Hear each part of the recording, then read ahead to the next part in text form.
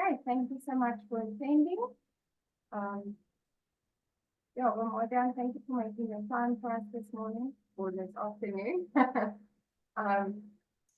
We want to ask everyone just to mute your audio, and then please join us, show us your face. We want to connect with everyone here. Ask questions in the chat at the bottom, and we will get to answering all the questions at the end of the Zoom. We are recording this session and we will be sharing it on YouTube afterwards. So everyone who's missing out can just watch it afterwards. You can share it with friends and family. We just want to pray for the session this morning. Thank you for teachers and people who come together and share your word. Thank you for this opportunity today to hear from you. I will pray that you will anoint from audience and lips today to speak your word and your truth. We pray that your Yahweh will guide in what you say and share what you have on your heart. And we pray Isaiah 55:11 that says that your words that goes out from your mouth does not return void, that it will accomplish what you intend to do. And that is what we pray over this session today, that the word will go out and that it will not return void. May your word be in everyone's lives as you plan for it. Thank you for this session, and thank you for communion together.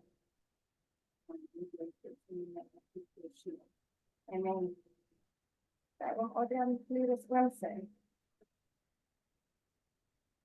Amen. Thank you. Okay, first maybe Shabbat Shalom to everybody. And we are today considering a very serious matter and a very serious question. And that is the question of truth. And I'd like to begin with a short little video clip. Let me just see if my sound is working nicely. So.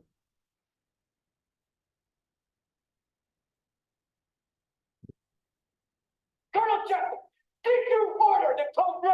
You don't have to answer that question. I'll answer the question. You want answers? I think I'm entitled. You want answers? I want the truth. You can't handle the truth. And with that very serious face for the serious question, can you handle truth? Now, it is quite important to know what truth is, but we have got a much bigger problem on our hands. And the problem you were to think is, what is truth? How do we get to truth? But that is not the biggest problem. Our biggest challenge that we face in today's society is, do we really want to know the truth? It has to do with our attitudes. What if we find truth and we do not like it? What if you see the truth, like in this mirror, and mirrors typically don't lie to us, and if the mirror shows you brutally honest, hard truths, oftentimes your friends won't tell you in your face that, there's something wrong with you, or, you are, some idea of you is not as good. So they will typically soften it and try to be friends with you. And but oftentimes from your enemies, you will hear the solid truth. But if we're open enough to say, okay, you know what, let's open the doors, let's see what is truth. And you have to have a certain respect for it.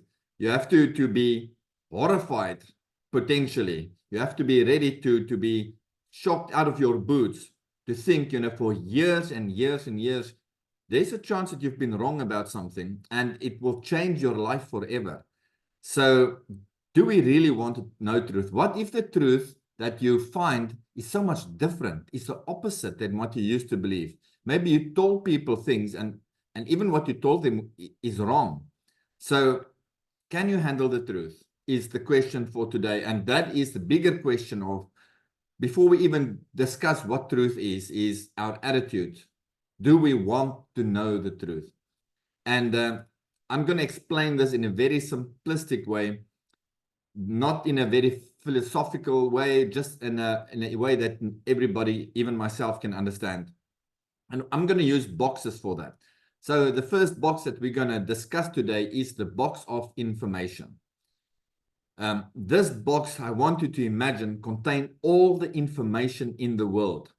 Everything in the whole galaxy, everything written down, not written down, every single story, every single event in history, every fact, every scientific fact, every single thing is inside of this box.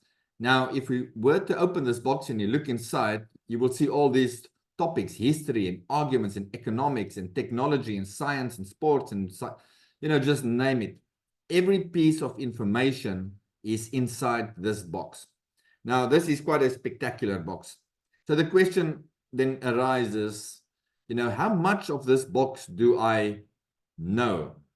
So, if you're in a good school and you went to, your parents pay a lot of money and you went to university and, maybe you would be honest enough to say, you maybe know 20% or 30% of everything. But let's say you were really gifted and everything just worked out for you and you got to know half of all the information there is to know. And that will be spectacular. I mean, that is quite a feat.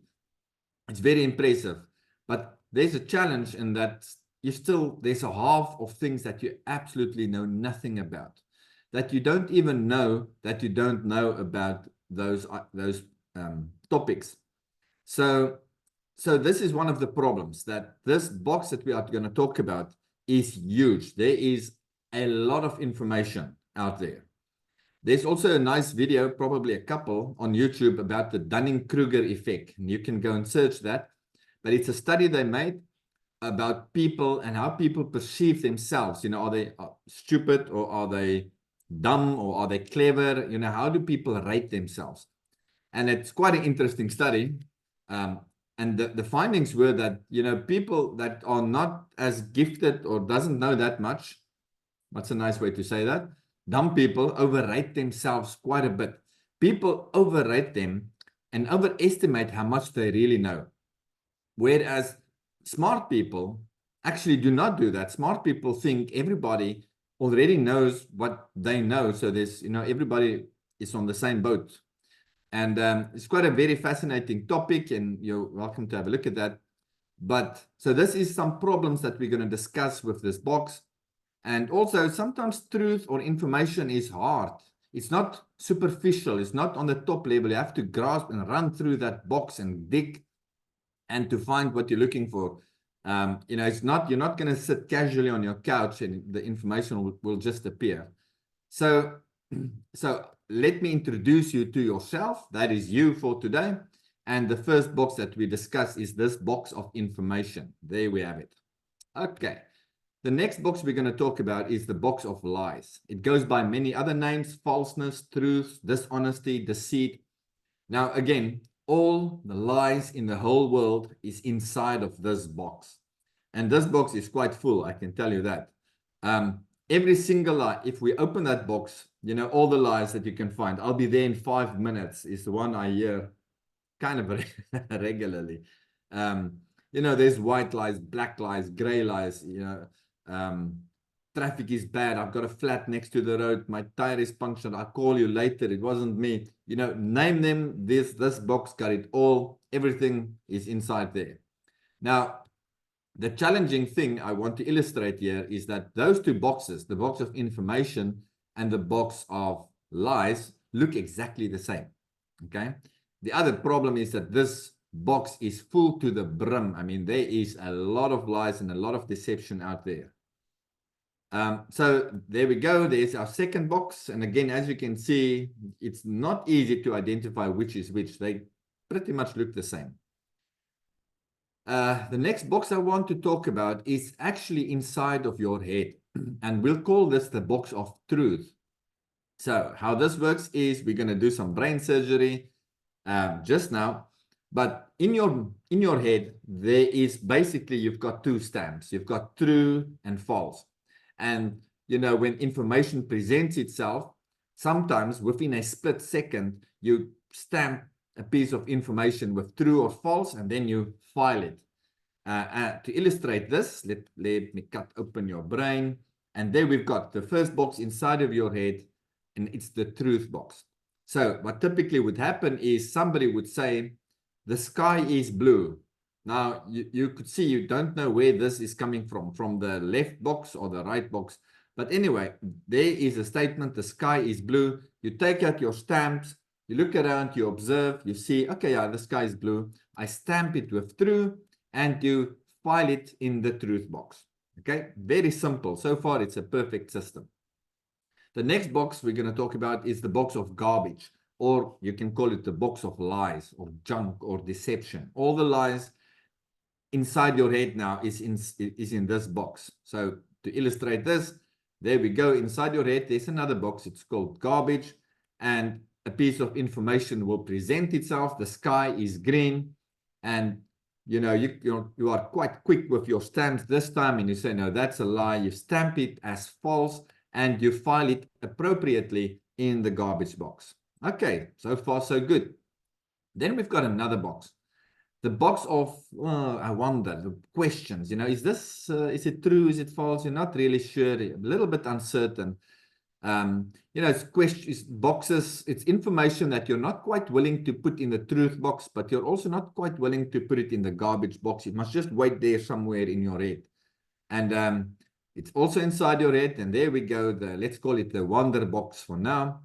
And somebody will say the sky is red. And then you sit and think, you know what, you know, at sunset, it kind of looks red. And, you know, maybe that's the true color of the sky. And you're willing to overthink this, and you're not so sure. So you're just going to put it in the wonder box, you know, somewhere there. Things you're unsure about or uncertain about. And yeah, that is more or less how our filing system works in a very simplified manner. Again, the system is not perfect. You know, there is some glitches, and the first thing is those boxes are pretty much the same. It looks the same. It's not easy to identify always, you know, what's lies and what is truth. There's quite a lot of lies out there. The second problem is our ability to stamp true or false. So you would to think maybe that's not a big deal. It is actually a huge deal. Mark Twain was attributed to say, it ain't what you don't know that gets you into trouble. It's what you know for sure that ain't so. And that is the problem. What happens if you file information wrong? What happens if somebody say the sky is green and they file it in the truth box? Do you realize the amount of energy you need to have to get that information out of that person's truth box?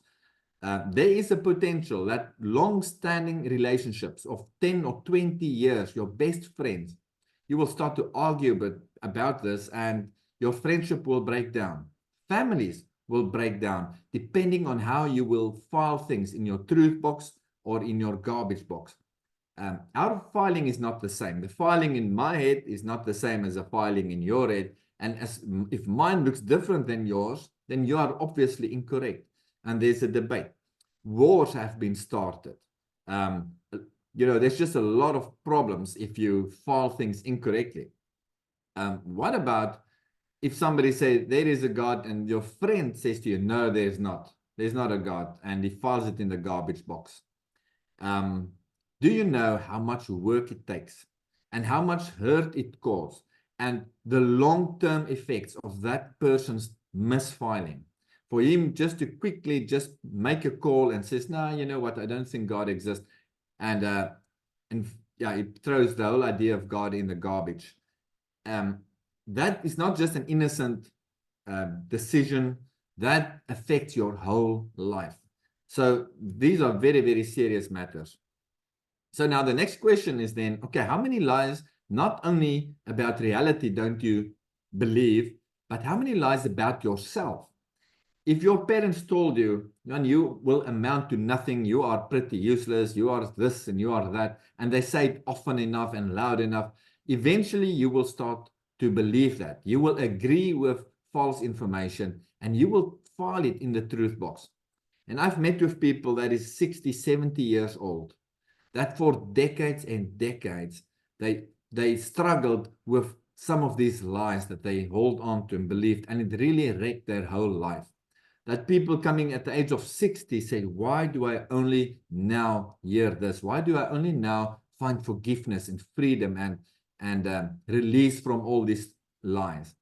And it really messes people around. So what we're talking about here is very, very serious. So we are not well trained to file information. And why is that the case? It is quite simple. Your brain has been hacked. So in technology, hacking has the idea that it's some sort of an art where I can get inside a computer and I can change information, I can edit information unauthorized, I can put information in there, I can delete information, I can change information and the integrity thereof, and so that the information system doesn't function the way it should. Now, the same way is your mind. Your brain has been hacked, and there's some actors involved here. One of them might be your parents. Your parents, might have told you a lot of lies. By the time you were born, there were so many lies embedded in society that, it's not like you were born and there were zero lies. Everybody already believed a bunch of stuff before you were born. Professional Christians, there's a lot of denominations and they don't agree. There's differences. Everybody can't be right. So somebody has been lying or are misinformed. And many people believe what the person on the pulpit say without ever challenging that. They just eat it up. They just take it in, and their brain has been hacked. There's information inside their minds that is wrong. And then media, we've got a thing in IT that we say garbage in, garbage out. If you're going to sit in front of a TV all day and you are being programmed, you are being trained. I watched something the other day, and while I'm watching this, I realized, wait a minute, there's training happening here. It's not just a nice entertainment or a nice movie. They're actually training people to think in a certain way. Very, very clever. Yeah, so there's a really good chance most people you will find on the street have been blinded, have been lied to by media. Very, very good chance. Also, in schools and university, you would think that these places are bastions of truth and that they are, fighting for truth and science. It's not the case. I can guarantee you that.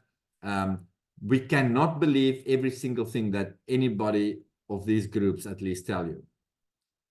So the question then is, what truth have you already committed to without challenge? So when you come to a discussion, people have already committed to something. I believe this about baptism, or I believe this about God, or I believe this about the universe and creation. And they've already committed to something without ever challenging that. Question, how does your truth box look like? If you look inside of your mind, can you at least acknowledge, you know what, there's a good chance that there's some things that I believe about God, about the universe, about myself, about nature, about everything, about reality, and I'm wrong about that. There's a good chance that I'm wrong. So in this discussion, I will try to challenge you to examine your truth box. The problem is that they have all told you what is truth, and you never checked that. You just ate it as if it was true. Okay. And again, by the time you were born, many lies was already embedded in society. You were born with a backlog. So we find in Jeremiah something wonderful. It says, O Lord, my strength and my fortress, my refuge in the day of affliction.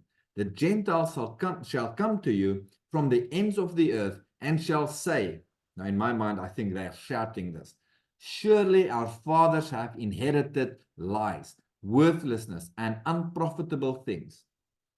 Yeah, by the time you were born, and the stuff that we've inherited from our culture are most probably lies and worthlessness and unprofitable things. So we have to acknowledge, even if we're Christians for many, many, many years, we have to acknowledge that, maybe we have got some baggage. Maybe we've confused things that God said versus things that man said. Maybe you thought, okay, maybe God said that, but you end up, it's only the pastor that said that, or the university, or your parents that were maybe wrong.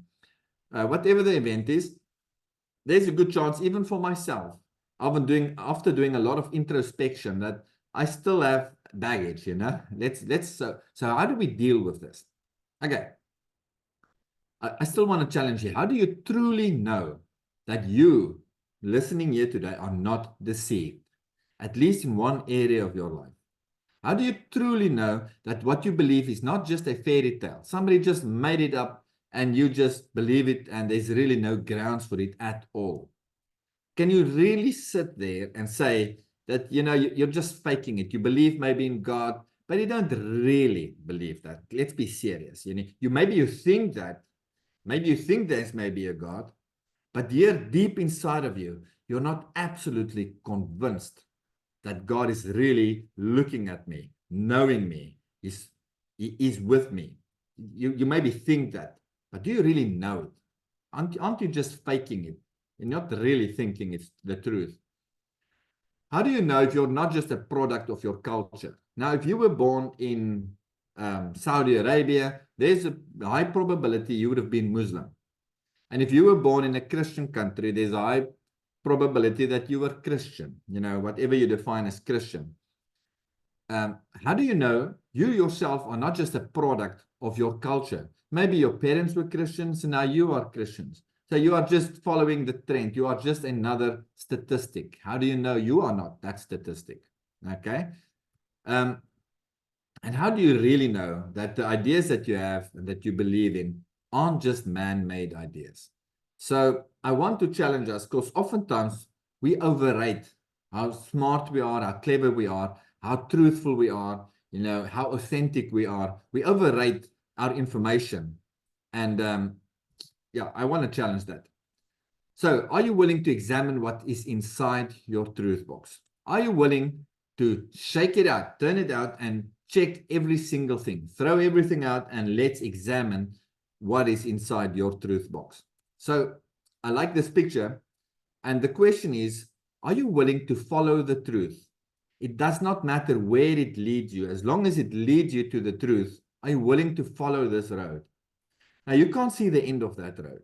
Maybe, so if Adriaan standing this side of the road, he's looking down the road and I see there on the other side is Adriaan. He might be acting differently, talking differently, eating differently, dressing differently. I might be very different. And even if I'm looking there in the future and I see there's Adriaan, Adriaan, I don't really like that Adriaan. I didn't sign up for that, you know. Are you, honestly, can you say, okay, even though if I don't like to hear the truth, there's some things that just, I don't like, it's so different. Our culture doesn't accept it. But I want to be in, and I want to be in with my friends. And how can other people, you know, what will my friends say and my family say? I'm not ready to be rejected by them. Or are you saying, you know what, I will follow the truth, because it's always better to follow the truth. It's always better in the long run. I don't want to be 80, 90 years old, having believed a whole lie and wasting my whole life believing the wrong things. Okay, I like this picture also. And it's much easier to just tell yourself, no, Adriaan, you're the best, you're the most beautiful, you are sinless, you are so nice guy. It's, you know, that's the easy part.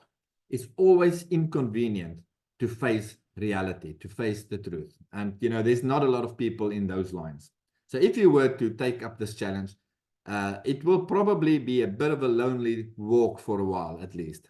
Okay, so let's talk about some attitudes quickly. The truth must be loved. Before we're even going to discuss what truth is, you must absolutely love it. Now, we read in 2 Thessalonians, and with all unrighteous deception among those who perish, there will be people who perish, because they did not receive the love of the truth, that they might be saved.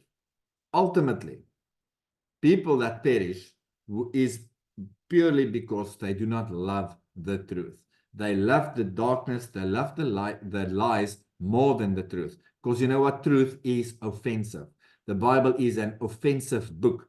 It will challenge you. It's not going to pat you on the back every day. It's going to say, hey, Adriaan, Why did you look at that woman that way? Why did you withhold money here? Why did you? It's going to check some very difficult things for you, and it's a difficult road, but it's worthwhile, I can tell you that. Attitude number 2 is the truth is not owned by me. It's not owned by you. It's much bigger than you. Oftentimes, we've got the idea, you know, as soon as we get to a certain level of our walk, that, you know what, I've got this truth thing down. I think I know how it works, and I've got all the truth. I can tell you that I've thought of that a couple of times, and I was grossly wrong. I can tell you that. Truth is not my hostage. I don't own it. No professional owns it. No scientist owns it. No pastor owns it. No person on this world owns truth. It's much bigger than us. One good illustration is to think of it in terms of puzzles. I have got maybe 3 or 4 puzzle pieces. You might have 5 or 6 or 7. And I think there's good chance for us that if we can sit together, we can actually figure things out. Instead of shouting and arguing and fighting, what if we can have a discussion and challenge and think about these things and figure things out? Maybe that's God's way to teach us what love is, that we should talk about the difficult things and try to figure them out without, you know, hating one another, without, you know, hitting somebody in the face. Attitude number 3 is you must be courageous. If you're not courageous, you know, go pick a place, you know, don't come here, go somewhere else. This is really only for the bold and the brave. You will be challenged, you will be checked, and you will be tested. You must be really courageous. Why? Because people will hate you for telling the truth. People will hate you for telling the truth. Now, that is a hard sentence. It's a strange world. You would think, yeah, if I tell the truth and if I'm authentic, people will just love it. No, it doesn't work like that, unfortunately. Attitude number 4 is speak the truth in love. Now, I've often seen people getting to a certain amount of truth, biblical truth, accurate truth, great truth, but then they get some sort of a superiority complex. They think, oh, now they are at a certain place and I can just hit you with the Bible. I can just cut you and I can just show you how clever I am. I am so much more superior than you because look at what all my information. I can argue, I can fight. No, people, the reason why we've got truth is not so that I can feel superior. The reason why I've got truth is so that I can love my friend better, that I can love you better. Loving you to take you to a higher place so you can grow faster, learn faster. I'm not seeking truth so I can uphold myself and lift myself up. Okay? So the scripture clearly teaches us that we should be speaking truth in love, not in hate. Okay? Attitude number 5 is it must be sought after. You must look for it. God has got truth. There is truth that we can find, but it's not. You're not going to sit there while watching YouTube. It will just drop on your lap. Sometimes you have to scratch for it. Sometimes you have to read things. Sometimes you have to, you know, struggle and fight for things to just get the truth, to find the truth. It's a struggle sometimes. It must be sought after. You're not going to casually just walk by sometimes. There's some hard work involved. So there's this guy, Bruce Gore. I've heard him say this once, so this is quite nice. He said, let's never rest on the truth that we already have. We should be more preoccupied with the truth we are pursuing than with the truth we are possessing. As soon as we build a monument on the truth we already have, we become heretical. There is still more truth than you have dreamed of in your philosophy. So I thought that was quite nice, and I included in this slide. Attitude number 6 is be authentic. You know, it's one thing to lie to others. It's a different thing also when you lie to yourself. You know, if you lie to yourself and you say you're already there, you don't need to read more Bible, or you don't need to do this, or you don't need to test if you're still in the faith. If you do that to yourself, you know, it's a difficult place to be in. Be authentic. Please don't lie to yourself. Don't lie to your conscience. Don't lie to God. So those are some 6 attitudes. Now we get to the nitty-gritty. What is truth? Now, we can get very philosophical, but I like us to be more practical. And let's have some definitions. I like this definition, and it's worthwhile memorizing this. Truth is that what corresponds to reality, with emphasis on the word reality. Truth is that what is real. Truth is telling it like it is. Excuse me, calling a spade. You're just in love, obviously, but it's not making the truth softer, not making it harder. It's just exactly what it is. You tell it exactly the way it is. Truth is an accurate perception of reality. I love this definition. You know why? Because there is reality on the left-hand side, and then there's your perception of reality. So in your mind, the world works in a different way, but in reality, it's different. So the worse your perception is, the crazier you are, okay? And the better your perception of reality is, how things really work in this life, how God really works, the better you are in walking through this world. Now, as an example, if you look at kids' perception of reality is very vague, it's very small. And, teenagers' perception of reality is something else, There is some clear gaps in there. And, we as grown-ups, the one thing of getting older, at least, the good part of getting older is you get wiser, you get a better perception of what is real, how the world works. And so our perception of what is real, which is in our head, it should improve, hopefully. Another dangerous thing to do is to have assumptions, to assume how things work, and to assume how somebody thinks, and to assume that guy's now thinking of me and is looking at me in this strange way. Assumptions is the death of truth. Please don't do any assumptions. We want to know the hard, true facts. We want to know what is true, not what we think or perceive to be true. Okay, I also like this picture. Some of us just have a better view of reality. When you're younger or when you're in a certain circumstances, there's like a veil in front of us, and it's not always that clear how reality is. Why does people get sick? Why does this happen? Why does that happen? And to have an understanding and a grasp of how God is working out, how the world is working, some of us just have a better view, so we must try to get a better perception of what's happening. Okay, so if we look at dictionary.com, what is truth? The truth or actual state of matter. Here's some definitions. So conformity with fact or reality. You see the word reality. Truth and reality is basically the same thing. A verified or indisputable fact. A state of character of being true. Actuality or actual existence. That which is true in accordance with fact or reality. Okay, so that's the dictionary.com's definition of truth, at least a couple of years ago. I'm not sure if it's the same. If I look at the Oxford Dictionary, there's one strange difference. So it says the quality of state of being true, that which is true in accordance with fact or reality. And then there's this one, a fact or belief that is accepted as true.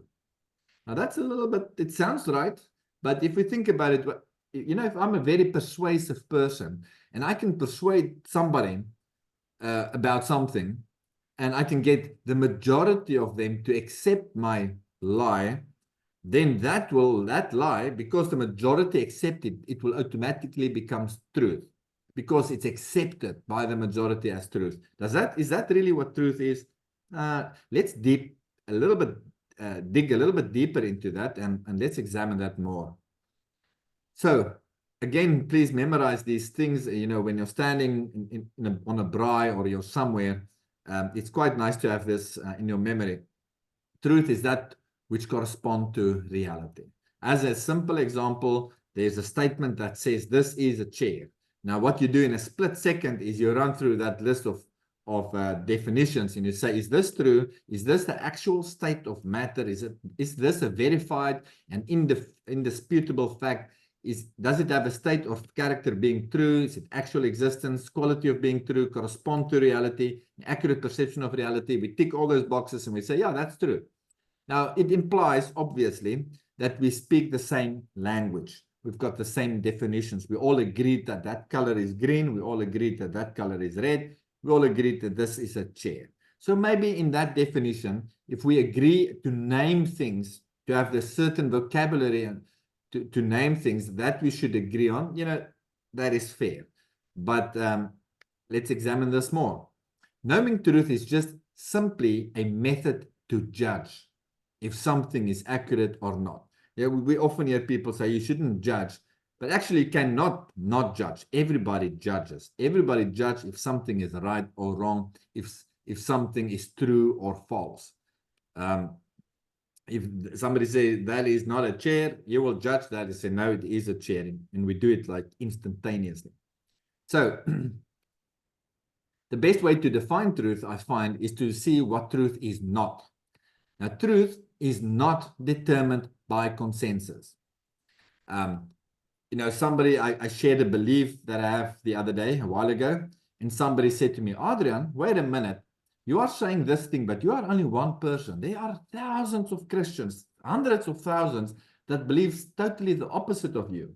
So are you saying all of these thousands of people are wrong and you are right? And to which I respond by, truth is not determined by how many people believe things. Truth is not determined by the majority. It's not determined by consensus. Okay. Because it is been known that thousands and millions of people have been wrong about things in the past. It is not how persuasive I can make my case. It is if something is true or not. It is not determined by consensus.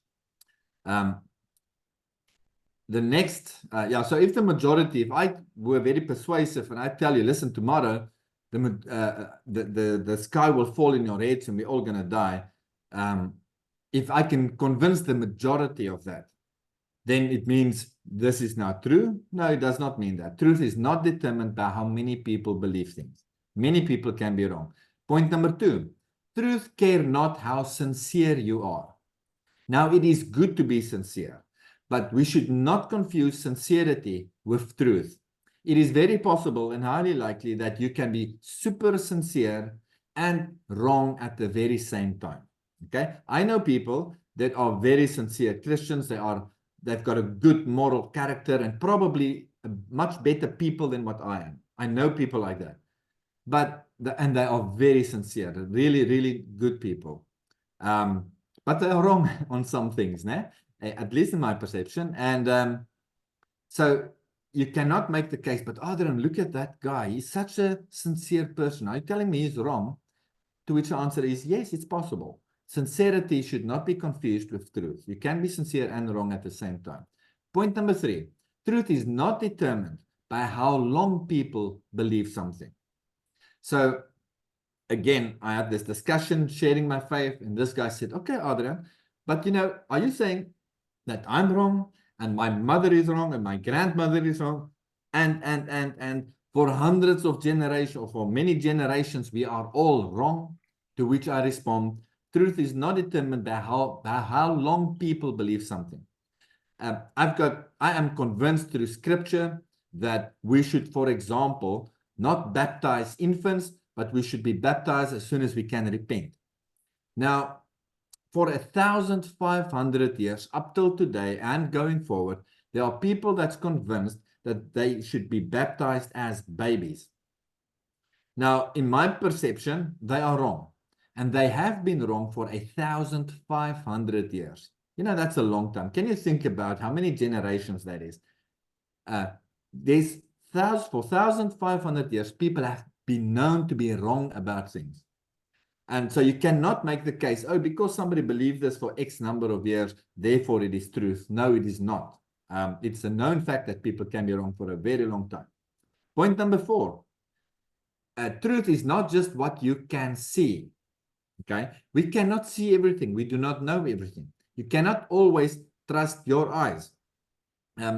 There has been clinical studies made where they gave people small amounts of LSD, the drug LSD. And then those people explain how they enter into another reality.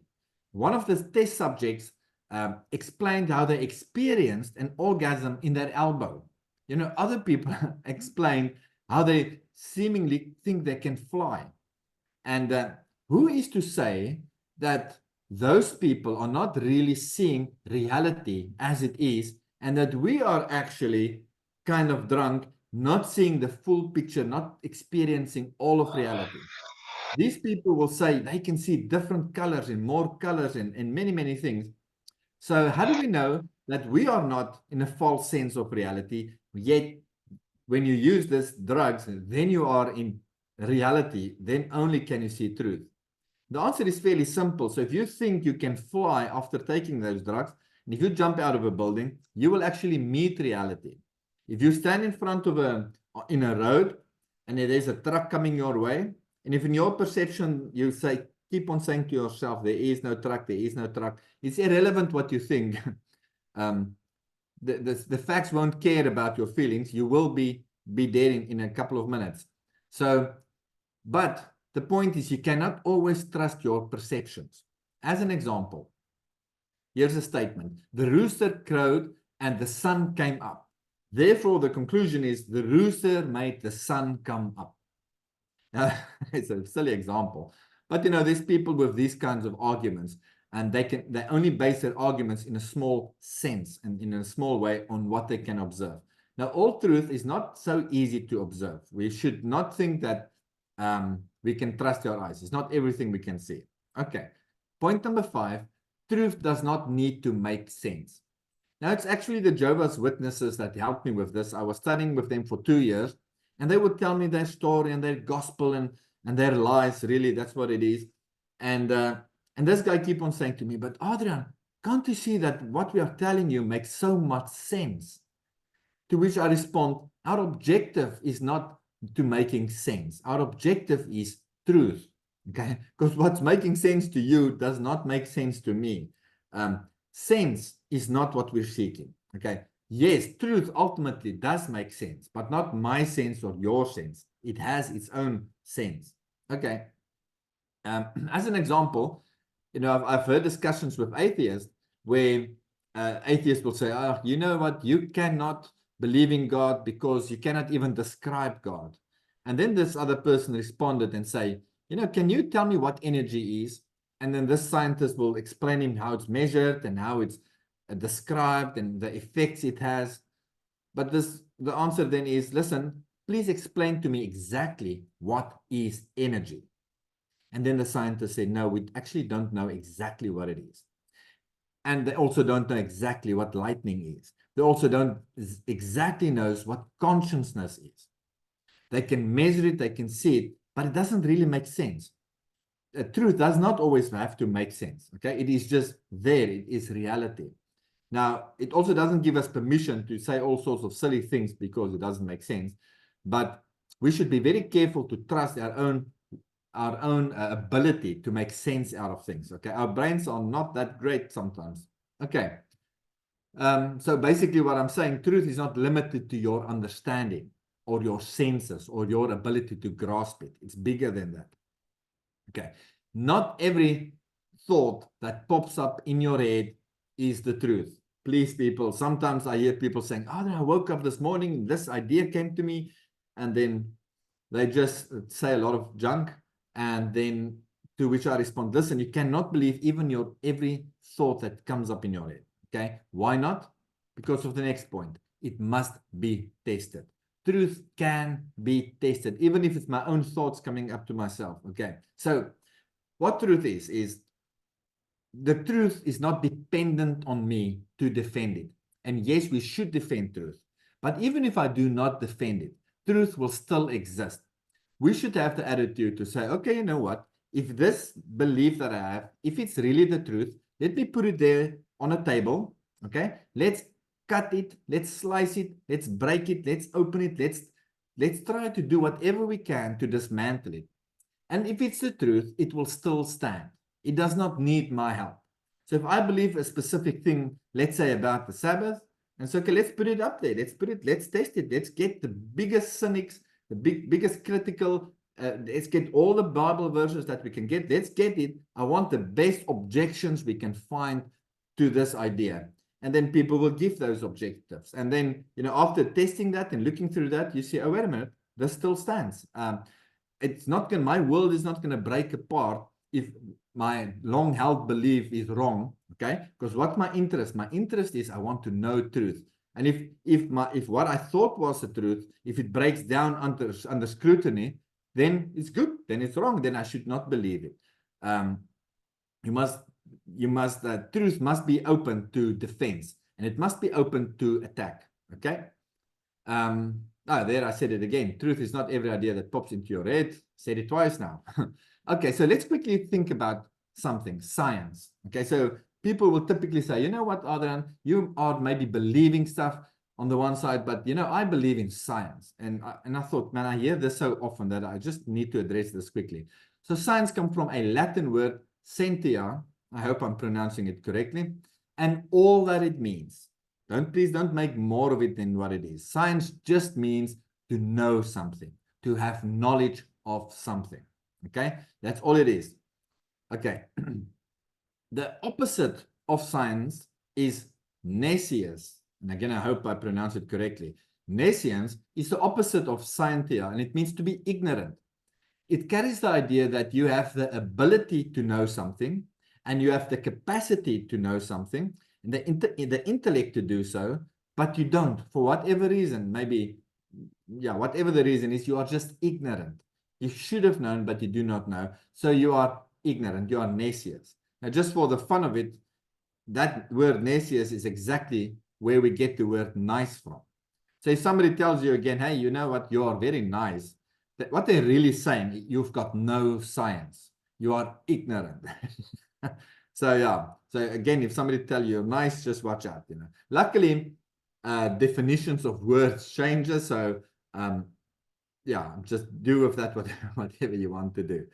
But that's what science is. Science just means to know something. Okay, that's cool. Now we know things, but wait a minute. Now I know one thing, and that guy knows another thing, and we all both know the thing, but we know it differently. So what do we do with that? So we said, okay, no. We know something, but there's differences. So there's a problem. So then we developed what we call the scientific method. Not only do we know something, there's a way, a method to get to know if that thing is actually true or not. So in a very simplistic way, there's different versions of this. Very simplistic is what you do first, you observe. You throw an apple in the sky and it falls, and you observe, oh, it falls every time. It falls at the same space, the same pace, and you know, do your measurements. Then you try to interpret what you are just seeing here. Why is this apple falling?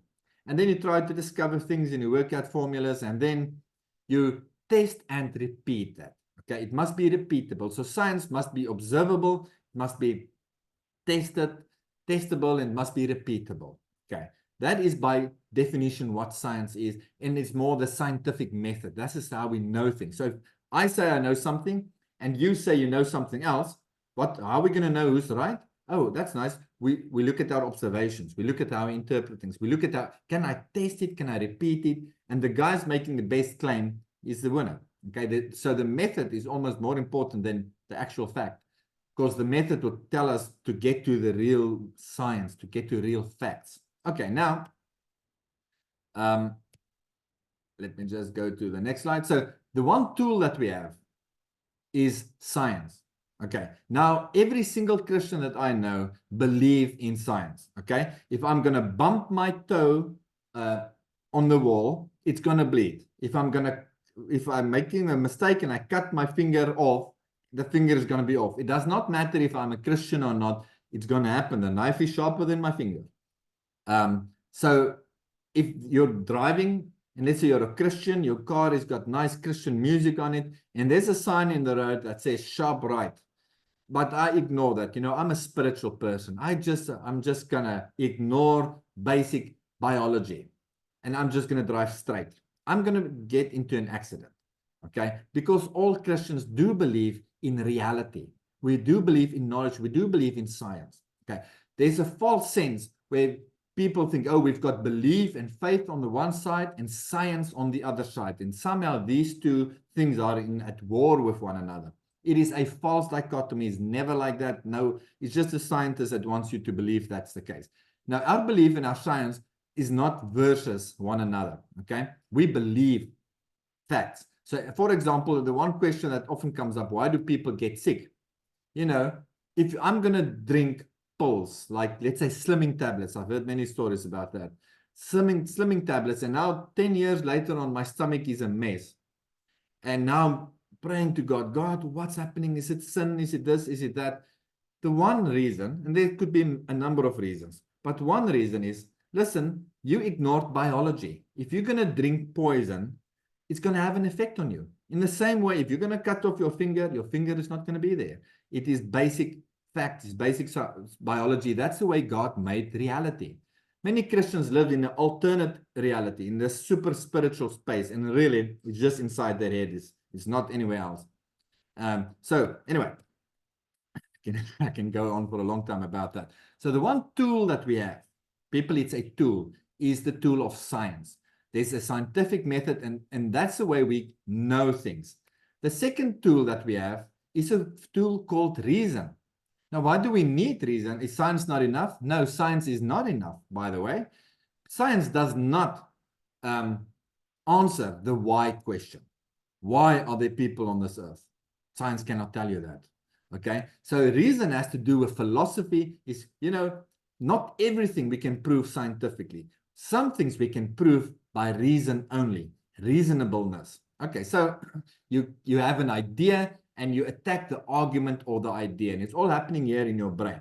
But science cannot tell us if a piece of art is good or if a piece of music is nice. Or science cannot define beauty or literature or justice. Science cannot tell you if something is right or wrong or good or evil. Science does not pick your partner. None of us have a scientific experiment or a scientific method whereas you pick your partner. You're not going through some sort of a library and picking your life partner. No, we don't do things like that. Science does not know the future that well. Okay, so while science has got its method, while science is good, it's got its shortcomings. Science can't do everything. The scientific method can't do everything. We need something else, and we need reason. Okay? So Jordan Peterson said this, I heard him once saying this: the results of telling the truth is always better than not telling the truth. I don't know why I've got that slide in there, to be honest. But if we say, in the beginning was a big bang, and I am a scientist, okay? And I say, I don't believe that God created everything. I believe in the Big Bang. You've got a big problem, because what you're doing, you're not doing science anymore. You can't test it. You can't reproduce it. You can't observe it. It's technically out of the realm of science, and it's now in the realm of philosophy. A scientist now becomes a philosopher, and scientists are not really good philosophers. So I want to play a short video. And here lies the core of the problem: scientism. Unlike science, scientism tries to answer unscientific questions using scientific tools. But should we let science explore and answer all aspects of our lives? The late Stephen Hawking thinks so, and he once said, Philosophy is dead. Philosophers have not kept up with modern developments in science, particularly physics. I think many questions should not be dealt with through science alone. One should not seek a scientific way to raise children, appreciate beauty, form social bonds, or even deal with matters of faith. No matter what studies and statistics would tell you, there is no scientific way to choose your life partner. Okay, I thought that was quite good. So we've got, again, there's this false dichotomy where there's a battle between the scientific world and the world of philosophy. And the science world will say philosophy is dead. Our decisions are all just chemicals in our brains that is controlling us. And the philosophers will say, no, wait a minute. Science is limited. Science cannot do everything. Okay. And that, in a sense, science became a religion. It's called scientism. Anyway, that's a long discussion for another day. So true knowledge is what we have a couple of tools in our toolbox. We've got science. Science can't do everything. Therefore, we've got reason. But even reason doesn't do everything. We cannot argue and reason everything. There's just not enough information. The third way we know things is through revelation. That is where God tells us things that we could not have known by ourselves. No amount of science, no amount of reasoning would come up with some of the things that God has said. And he said it without our help. He just said it by himself, speaking to us to people, and holy people wrote it down. So revelation, those are the key 3 ways we can know things. Okay, so if you open a Facebook, the first thing that you should do is you must be a skeptic. Okay, if you hear something new, if you hear the latest this or the latest that or the latest treat to this, I want you to first be a skeptic. Okay, please do not eat everything up. Don't be gullible and say, oh, did you see what this guy say? And yes, he's got a nice charm and he's maybe very persuasive and therefore I just accept it as truth. No, be skeptic. Okay, so oftentimes people will tell me, Adriaan, I heard God say this to me. And what do you do with that? So what I do is I'm a skeptic, but what I don't want to stay a skeptic. It's very simple to be a skeptic. It's very simple to sit here on my couch and say, oh, you know what? I don't really think the Bible was written hundreds of years ago. I don't really believe those stories. I don't really believe there was a guy that came on 3 boats and to the Cape Colony. I don't really believe that. No, so it's very easy to be a skeptic. Okay, I'm not asking you to be a permanent skeptic. I'm asking you that if you hear an idea, and if somebody tells me, for example, Adriaan, God told me this, you know what I do? Is I don't put it in the truth box because apparently God told him that. And I also don't shoot it down. I don't put it in the garbage box. Okay, I'm willing to say, okay, I'm going to give you a chance. Let's see if this is so. We will test it. I'm going to put it in my wonder box, in my, I'm going to think about this. I'm going to test this idea. Okay. I'm not just going to file it immediately everywhere. Let's not be gullible. There has been plenty of times where people said, God said this, and then God did not say that. Let us be honest with ourselves. True Christians are people that love the truth. Not people that's so super spiritual and God, just shares all his emotions with you. Okay, the next point that we want to address is that truth is absolute. Now, you remember that definition we had earlier that says a fact or belief that is accepted as true. Now, let's get to that. So there's really 2 schools of thought in this case. On the one side, there is a school that says truth is relative to me, from my perception, from my persuasion. And there's another school of thought that says, no, truth is actually absolute. For there to be something as truth, it needs to be absolute. So let's consider this first idea. This first idea says to us that there is no objective reality. And it seems today that the majority of people believe this, and it's definitely taught in universities. There's no objective right and wrong. It's only what I perceive the reality to be. It's all my perception. Okay? Reality is relative to me and my perceptions of it. My truth looks different than your truth. You see, there's different truths. You've got your truth, I've got my truth, they've got their truth, and it's just your truth, man. It's not, and I've heard so many times people say this, and I have my truth and you have your truth. Other than if you think that's true, that is your truth, but my truth looks different. And I hope you have not met those people, but I'm sure you did. There is no objective right and wrong, good or bad. Every moral truth is relative. I've heard them even go so far to say as if there is an island somewhere and everybody on that island is pedophiles, okay? But if they in that community accept that, and for them, if it's good and fine, then for them, that is right. In our culture, maybe that's wrong, but in their culture, that's right. Because who is to say what is right or what is wrong? Because truth, by definition, is from my perception, And, as soon as somebody says that, it's time to do something about it. It is a matter of what I want the truth to be, according to my preferences and my perceptions and my impressions. Okay, so we don't always have the same perspective. We know that. So for the younger viewers, this is a cell phone. If I were to show the cell phone to this guy and ask him, please explain this to me, he will say, you know what, this phone is made by Nokia. It's got some buttons, it's orange, there's a screen, and there's some icons on the screen. But if I were to ask this guy, please explain to me this phone, he would say, I agree with you. This phone is orange and it's made by Nokia, but you are lying, man. You should stop lying because this thing does not have buttons and there's definitely no screen. There's a camera. You're confused. And now these two guys, you know, they can carry on and fight and go left and right. And but actually they're describing the same thing, but from different angles.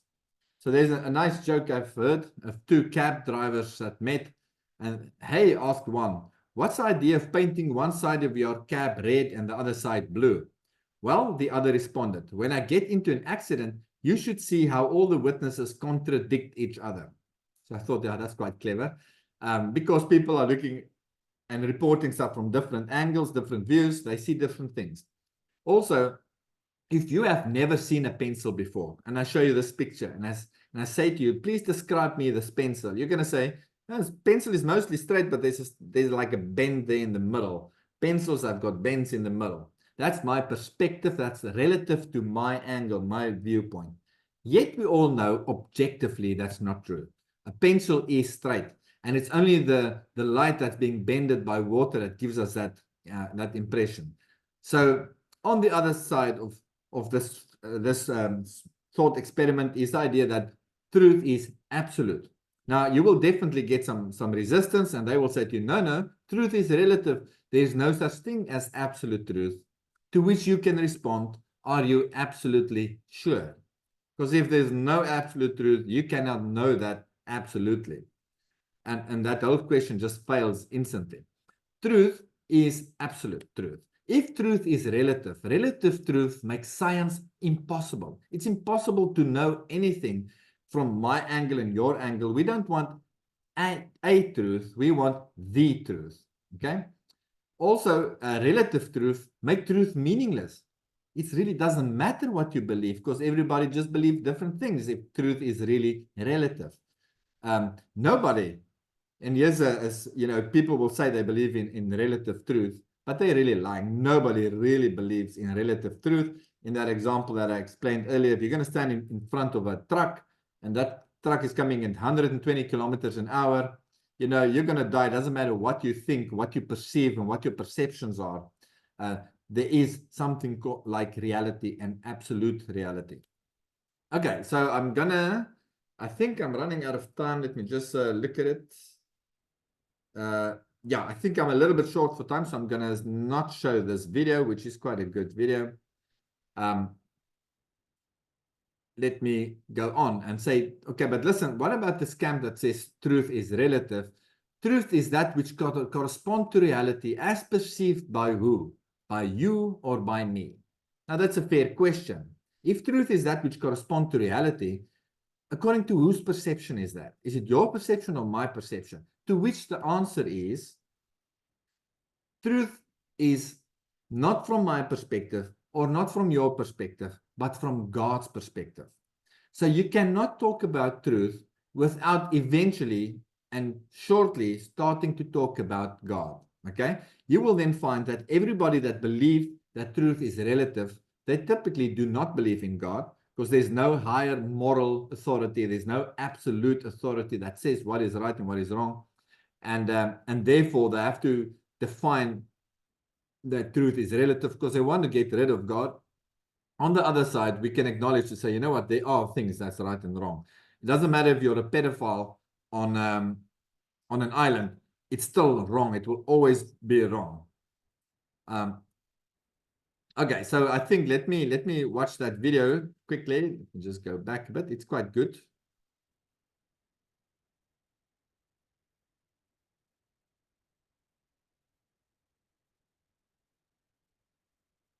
There's been a lot of talk about identity lately, but how far does it go?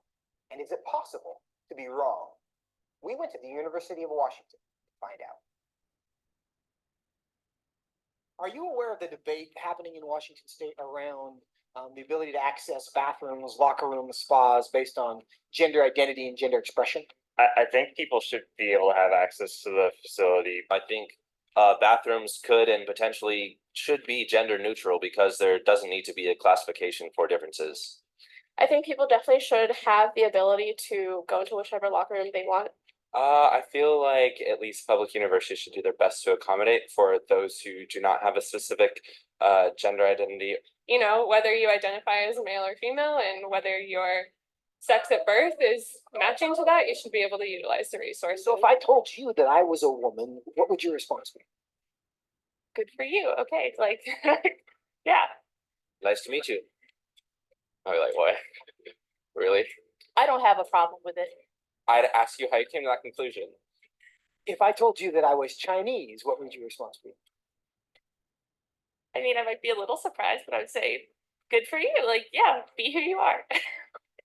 I would maybe think you had some Chinese ancestor. I would ask you how you similarly came to that conclusion and why you came to that conclusion. I would have a lot of questions just because on the outside, I would assume that you're a white man. If I told you that I was 7 years old, what would your response be? I wouldn't believe that immediately. I probably wouldn't believe it, but I mean, it wouldn't really bother me that much to go out my way and tell you no, you're wrong. I'd just be like, oh, okay, he wants to say he's 7 years old. If you feel 7 at heart, then then so be it. Yeah, good for you.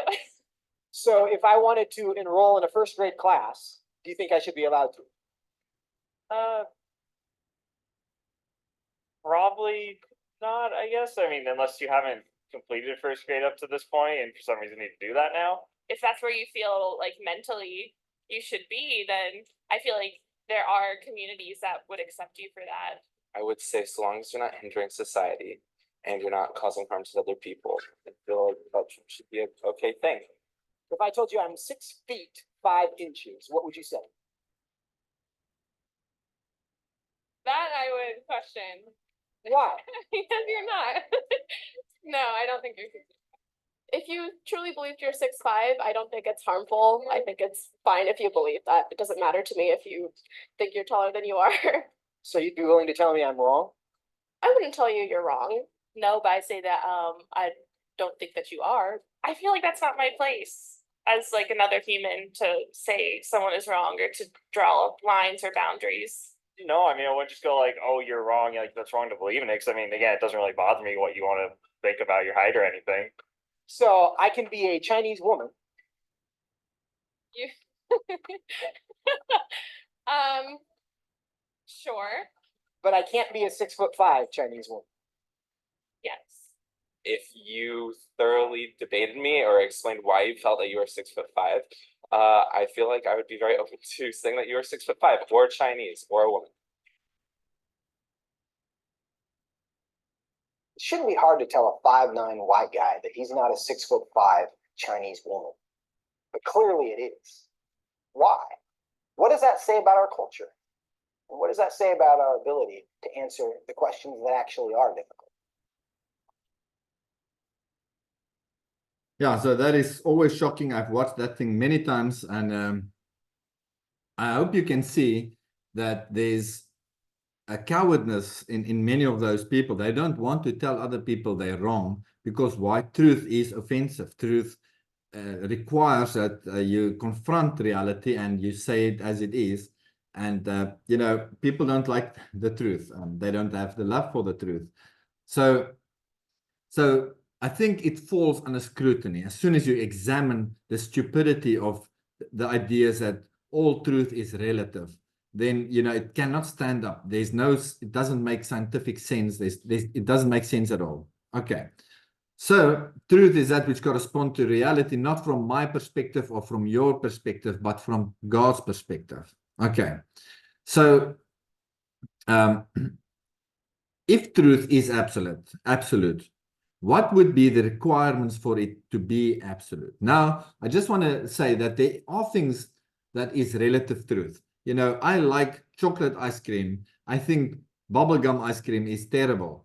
That is the truth. No, so that is my relative truth. Okay, so the relative truth does exist, but it's most of the time fairly meaningless. You know, it's just my perceptions or my fashion state or my flavor. What do you call that? My my preference.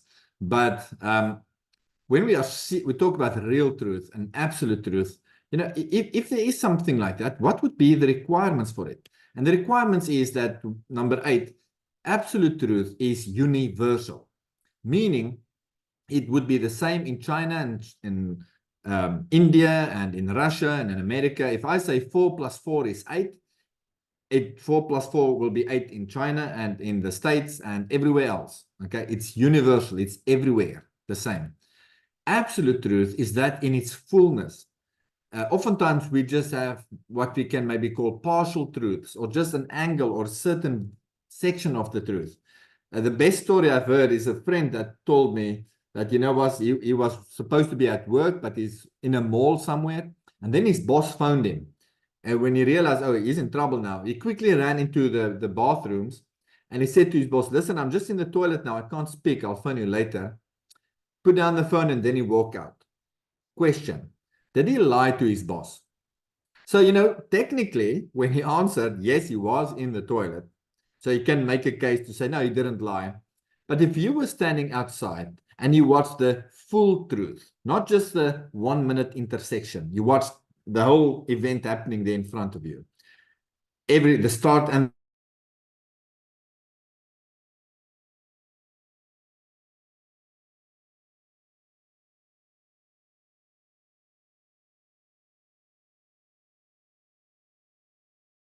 we've got in our head.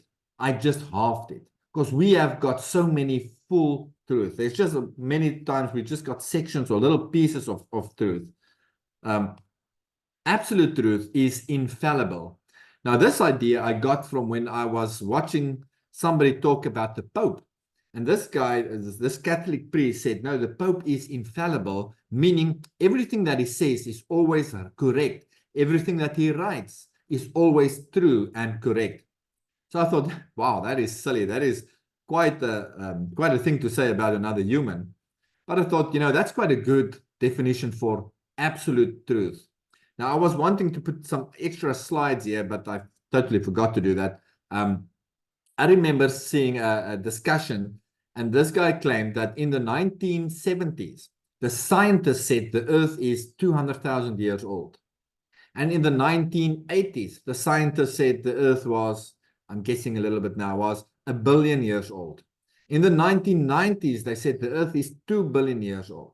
Now they say, I think since 2008, they say the Earth is 4.6 billion years old.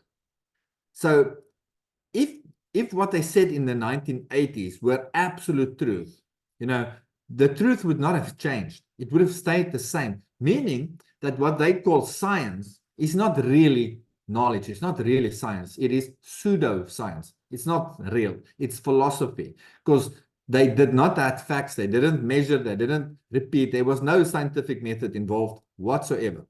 So we cannot trust people that hold truth ransom and say, I'm a scientist. I know truth. No, they do not.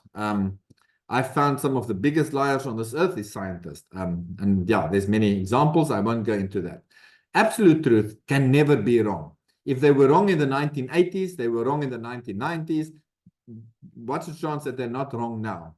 No, that was not truth, and that was not science. Okay, it is science fiction. Absolute truth does not contradict. You cannot have something one day and something else the other day, something totally different. If God, for example, said something and he would contradict himself, then we know it could not have been God. There can be no contradiction. Then it's not absolute truth. Truth does not change. Absolute truth does not change. So we say that truth makes sense, but not your sense or my sense. It is sense once we understand it fully. So as a summary, let's just quickly wrap up. What should our attitudes be? Our attitude should be that we must love the truth. We are not, truth is not held hostage by me. It's not owned by me. It's much bigger than me. I must be courageous to speak truth, but I must speak it in love, and it must be sought after. Okay, absolute truth is not defined by consensus. The majority of people does not define what truth is. Truth is not defined by sincerity. Okay, and I want people to be sincere, but that doesn't imply that you necessarily have truth. Truth is not time bound. You can believe something for thousands of years and still be wrong. You cannot make an argument, Adriaan, but my grandparents say this and that and that. They could be wrong too. Truth is not just what you see. Truth does not have to make sense in your little brain. Truth can be tested. And that's a big one, people. Please don't, and like I said, we must be, when we find new information, your first go-to point should be to be, let's be a skeptic. I'm not going to accept it, but I'm also not going to throw it away. I'll be willing to give it a chance and say, okay, I'll put it in this wonder box and see how this transpires. Okay? Please don't be gullible and just believe everything you see on Facebook or wherever else. Truth is absolute. At least meaningful truth is absolute. Absolute truths are universal. It's everywhere the same. Absolute truth is always, it's in its fullest sense, not just partial sense. I think it's fair to say that the partial truth is a full lie. You know, I've heard that said also. Truth is infallible. Truth has no contradiction. Truth does not change. You know, there's the story of the Canadians, apparently, that are very, very good in detecting false money or fake money. And so once they were confronted and asked, how are you so good at your job? How can you, you know, identify fake money so easily? And the answer was quite stunning. They said they were looking at the real money for hours and hours on end. And if they can see the real money, the instant they see a fake note, they would immediately identify it. So for us to be searching for truth, we must look truth dead in its face. Now, we are actually today just looking at the introduction of this whole topic of truth. There's much, much more to be said. So please don't, this is not the end-all study for truth. But to just do a recap, so as a shocking surprise, that box in your head that you thought is the truth, you know, it's actually not truth. That's just relative truth. That's just your truth. There's another box in your head, and that box is much, much smaller, because we need to acknowledge there's way little absolute truth that we really know in its fullest sense. We can really scale down on our ego and just admit, okay, you know what? There's a lot of things I do not know. I'm not going to have the superiority complex. And this is more or less how we deal with truth. My friends, I thank you very much for your time. I hope there's something that you learned. I hope you can use this in your growth, in your spiritual growth. There's more to be said about this, but I think from now, that is all that I've got. Is there any questions?